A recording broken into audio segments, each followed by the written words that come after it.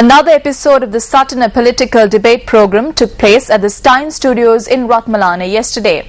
Attention was focused on Provincial Councils, the devolution of power and the Parliamentary Select Committee.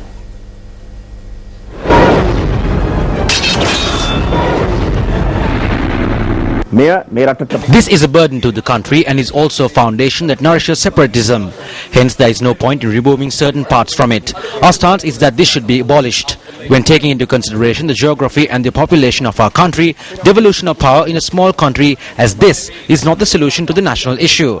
A select committee was appointed to enable all people residing in Sri Lanka to live as one nation. This can never be done through the devolution of power. The Select Committee is a white elephant, similar to how the Provincial Council system became a white elephant. We do not consider the Provincial Council system as a white elephant. The central government will have to incur a cost irrelevant whether Provincial Councils exist or not. The money that is in society is being wasted. We are hoping to change this when the Northern Provincial Council elections are held.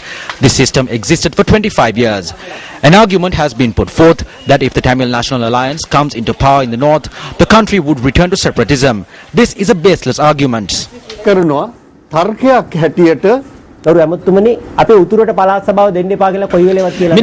we have not said anywhere that a provincial council should not be given to the north. Separatist terrorism were present in the northern province 4 years ago. Although it has left this country today, there is a strong separatist movement present in the world. The high possibility of the Tamil National Alliance led by R. Sambandhan winning the Northern Provincial Council is another factor that would strengthen separatism. When Daya Master and Thamilini contest from the Sri Lanka Freedom Party, they may do the same. Then what are the guarantees to trust them and not trust Sambandhan? There is a difference. He knows. For example, Ministers Rajita Senaratne and Vasudeva Nanayakkara are of the view that police and land powers should exist. That is a conflict of opinions. We are not calling him a separatist because of it. We debate about it, but we let the people decide. It is in the constitution of this country. There is a distinct difference between wanting to divide the country and wanting Tamil Elam. At a media briefing convened by the United Bhikkhu Front, views were expressed regarding the issues that have arisen in abolishing the executive presidency and the present situation in the country.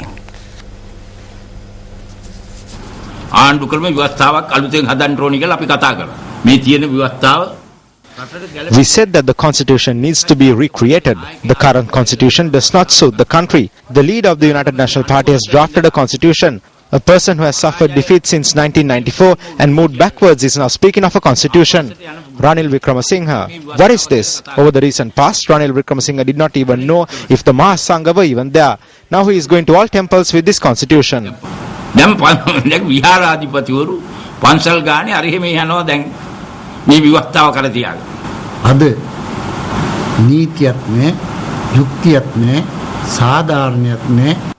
Today there is no law, there is no justice. This country has been rendered helpless.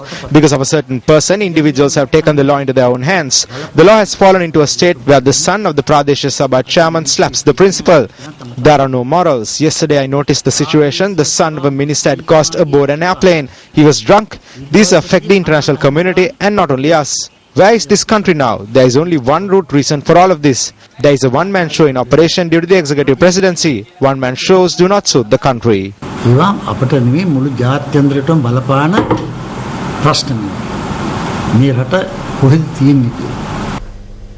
Let's now take a look at the newspaper cartoon of the day, which we selected from amongst today's English newspapers.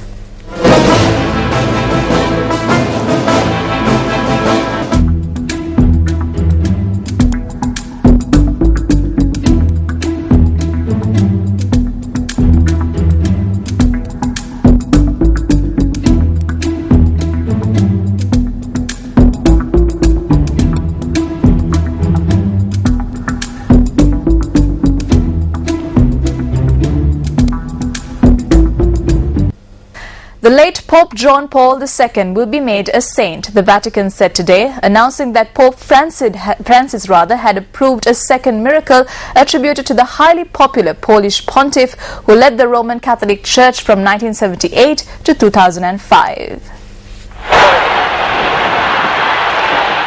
2 confirmed miracles are usually required under Vatican rules for the declaration of a saint.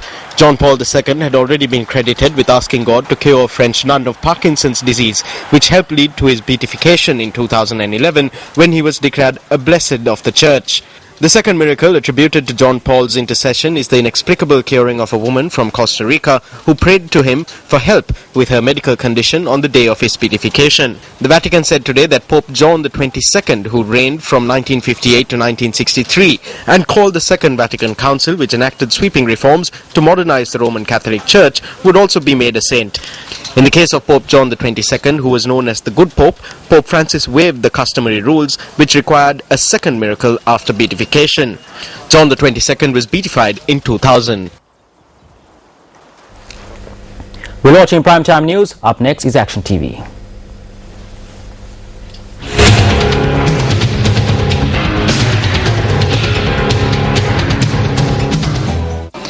Benefactors from across the island and area residents in Mahamedagama, Kalatuoya in Kandy have taken care to ensure that the Sri Sangamitta Meditation Centre fulfills its purpose.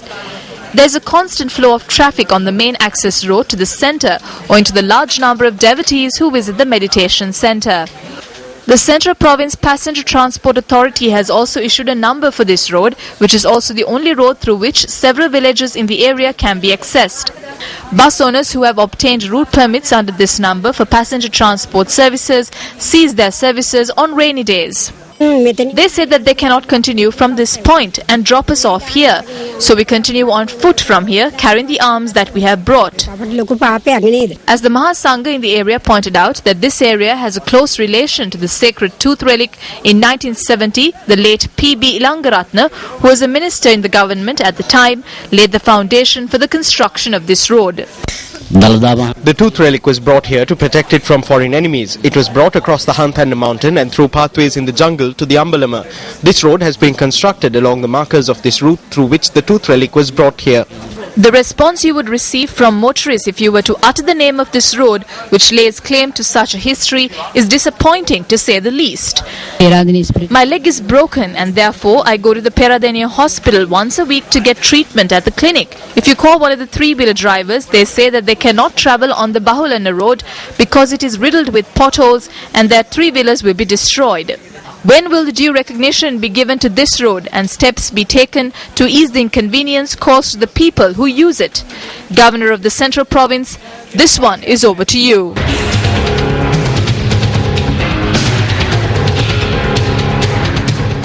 Now, as we mentioned at the start of the news bulletin, protests have been continuing in Egypt. Thousands of supporters of Mohamed Morsi have gathered at Nasser city in the Egyptian capital to protest against his ouster. Now, yesterday too, there were massive protests in support and against the ouster of Mohamed Morsi. We will have the details, of course, coming up on the international desk in a few moments from now.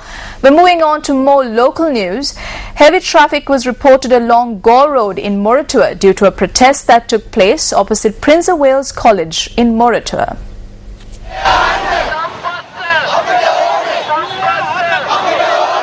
Past pupils of the school and parents staged this demonstration opposite Prince of Wales College, Moratuwa. The demonstrators obstructed the Gaul Road and also staged a protest march. The demonstration was staged to protest against disciplinary action taken against the principal of Prince of Wales College by the Public Service Commission in accordance with the investigation launched under the Establishment Code over financial fraud.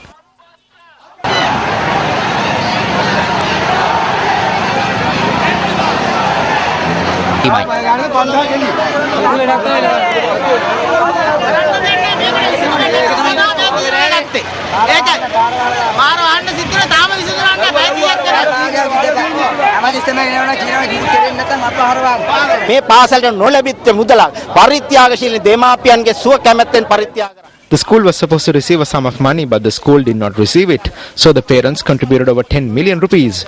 No one forced them to make this donation. There is a discrepancy in the method of making these donations. There is something wrong in this circular.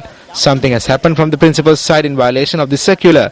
We have to accept that. He acted with a good conscience. At that time, the money was deposited to the account of the Past Pupils Association instead to the account of the school's development association. That is the root cause for this issue. An investigation was launched. The principal is faced with this sad situation due to the preliminary investigation reports.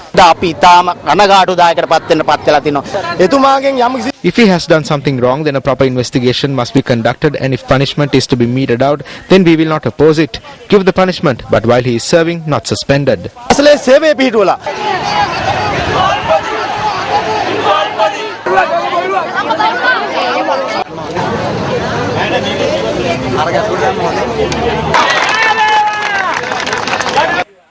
During the demonstration, officials from the Ministry of Education arrived at the location and held discussions with the demonstrators and made clarifications to them. As officials, what we can do is submit the principal's request to the Public Service Commission and give a speedy response to this. Also, we can request that he be allowed to continue serving. Therefore, we kindly ask that you disperse. රාජ්‍ය සේවා commission සභාවේ නියෝගයට කිසිවෙකුට විරුද්ධ වෙන්න බෑ. අපි සියලු දෙනා බැඳිලා ඉන්නවා. No one can go against the Public Service Commission. We are all bound by them. The only thing that can be done is to lodge an appeal once the order of the Public Service Commission is received. Parents who engaged in the demonstration requested that the principal be allowed to continue to serve while the inquiry is underway. As ministry officials, we cannot make that decision. We have to seek permission from the Public Service Commission. As officials, once we receive the appeal from the principal, we will submit it to the Public Service Commission and seek their permission to fulfill the parents' request. Once we receive this approval, we will take action. Meanwhile, the Ceylon Teachers Union has addressed a letter to the Secretary to the Ministry of Education regarding this demonstration. Through this letter, the CTO requests that investigations into the serious charges against the principal of Prince of Wales College, Mortua, not be ceased as a result of the false demonstration. The letter also notes that the principal was due to be transferred as he has been charged with depositing over 9 million rupees he charged while enrolling students to the intermediary classes in external accounts and other charges.